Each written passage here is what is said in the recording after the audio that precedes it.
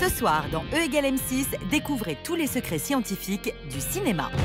Pas de cinéma sans cascade, mais pour être parfaitement exécutés, ces acrobaties bluffantes sont millimétrées.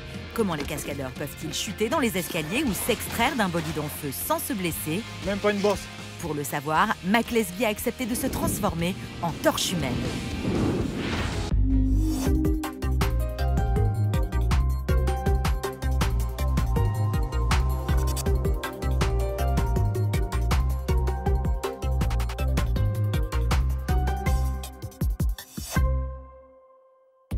Bonsoir, le cinéma c'est du rêve, mais c'est aussi beaucoup de techniques. Décors, cascades, jeux d'acteurs quand on est un jeune enfant, comment nous donne-t-il l'illusion de la réalité? Les secrets bien cachés du cinéma, c'est ce soir dans E = M6. Les cascades sont des ingrédients essentiels d'un film d'action réussi. Et même si on les réalise de plus en plus souvent à l'aide d'images de synthèse, les cascadeurs gardent un rôle essentiel.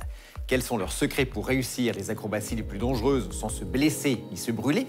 Vous allez voir que les cascades, comme celles que j'ai testées moi-même, demandent de la précision et beaucoup de technique. Reportage d'Édouard Charruy. Prenons maintenant la direction d'Aubonne, en région parisienne, où nous avons rendez-vous avec Louis-Marc Marty, directeur d'une des plus grandes écoles de cascade européennes. Au programme de cette journée de formation, un classique du cinéma, la chute dans les escaliers. Quand on la voit comme ça, la chute dans l'escalier, ça paraît très simple, mais en fait, ça requiert beaucoup d'entraînement. C'est lié surtout par rapport à la biomécanique des mouvements et à la proprioception.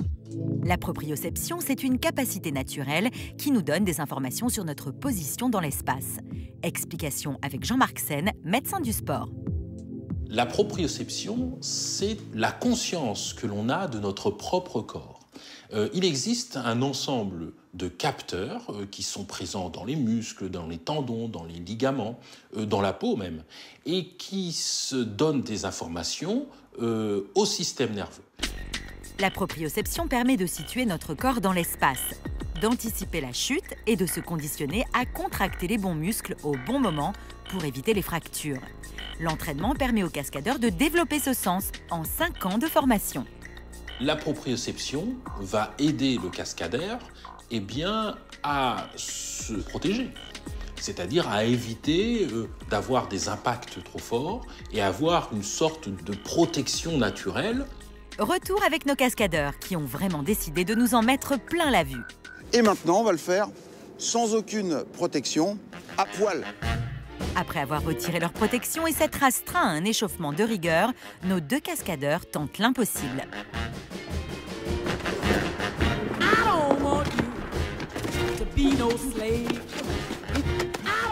Donc, retournez-vous maintenant. Vous voyez, donc il y a juste quelques petites salissures encore une fois, voilà. Mais vous constaterez qu'il n'y a absolument rien, aucune blessure. Et ça, c'est possible uniquement grâce aux muscles en protection, parce que rien n'arrive sur un os, qui nous servent également d'amortisseurs, comme par exemple sur un airbag.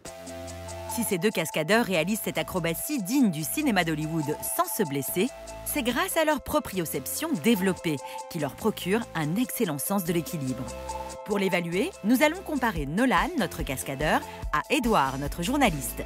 L'expérience est simple, privés de la vue, ils doivent tenir sur un seul pied. Plus la proprioception est développée, plus l'équilibre sera bon. Essayez de le faire chez vous. Et vous fermez les yeux. Le résultat est sans appel. 3 secondes pour Édouard. Ne vous moquez pas, c'est loin d'être simple.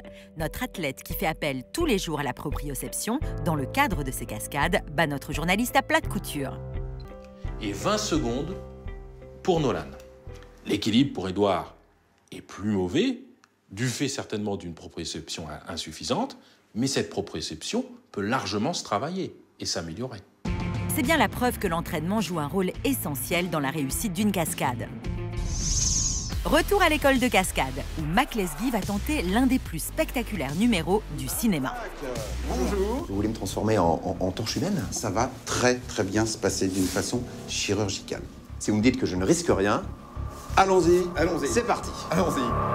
Après avoir enfilé un équipement digne d'un cosmonaute, il est temps de rejoindre Louis-Marc, qui a une dernière petite surprise pour Mac. Ce que je vous propose, Oui. c'est de vous balancer en plus, une fois que vous êtes en feu, de l'essence. Je suis en train de flamber et vous voulez rajouter de l'essence. Ça se fait pas normalement, hein. Après les dernières recommandations, Mac est enduit d'une substance à base d'alcool et de caoutchouc naturel, indispensable pour produire de belles flammes. Procédure d'allumage. Allez. Top. On bouge plus. Allez. Sur ces images incroyables, vous pouvez voir Mac Lesguy en proie aux flammes. Un véritable tour de force pour un novice. À genoux. Les mains devant.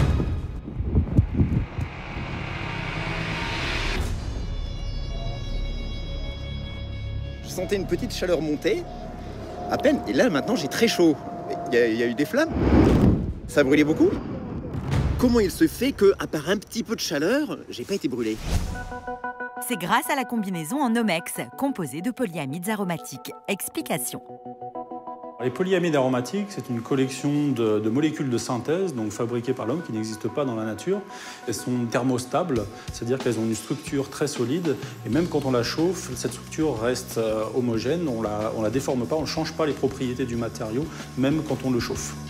En clair, la combinaison ne brûle pas, même si le tissu atteint des températures avoisinant les 300 à 400 degrés. Comment Mac a-t-il pu supporter une telle chaleur à l'intérieur de sa combinaison? Dans les combinaisons, vous avez en général plusieurs couches. La première couche extérieure est du Nomex parce qu'elle résiste très bien à la température. Et puis derrière, vous avez plusieurs couches, dont une couche à base d'aluminium qui a des propriétés de réflexion et qui évite que la chaleur soit transmise directement à un endroit du corps. Après quelques secondes, Mac se sent comme au coin du feu.